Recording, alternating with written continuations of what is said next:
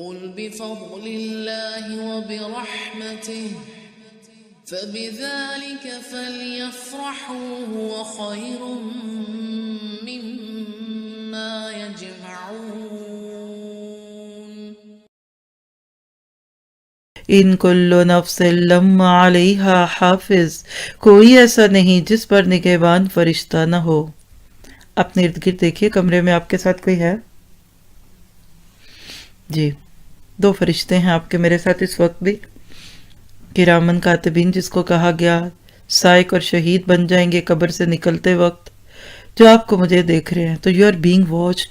شعور کے ساتھ جیا کریں، تنہائی میں کچھ دیکھتے، سنتے، پڑھتے وقت اس چیز کو محسوس کریں کہ میری ایک ایک چیز ریکارڈ بھی ہو رہی ہے اور نوٹ بھی ہو رہی ہے۔ فَلْيَنْظُرِ الْإِنسَانُ مِمَّا خُلِقَ، انسان کو دیکھنا چاہیے کہ وہ کس چیز سے پیدا کیا گیا ہے۔ وہ ایک اچھلتے ہوئے پانی سے پیدا کیا گیا ہے جو پیٹھ اور سینے کے درمیان سے نکلتا ہے۔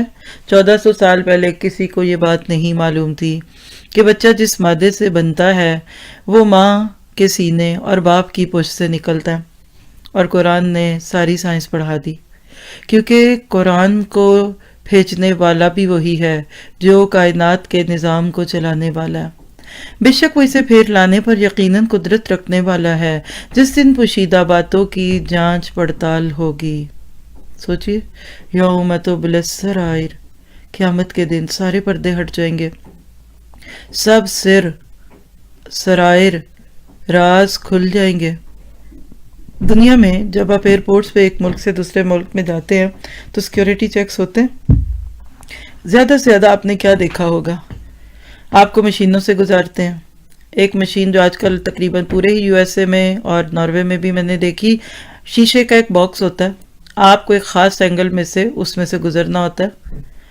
تو میں نے جب پوچھا کہ یہ کیا چیز ہے تو انہوں نے کہا کہ اس کا ایک پورا پیچھے کنٹرول روم ہوتا ہے، جو شخص گزرتا ہے نا اس کے جسم کی ایک ایک ہڈی اور ایک ایک اندر کی چیز دکھتی ہے۔ میں نے کہا اس سے مقصد کیا ہے؟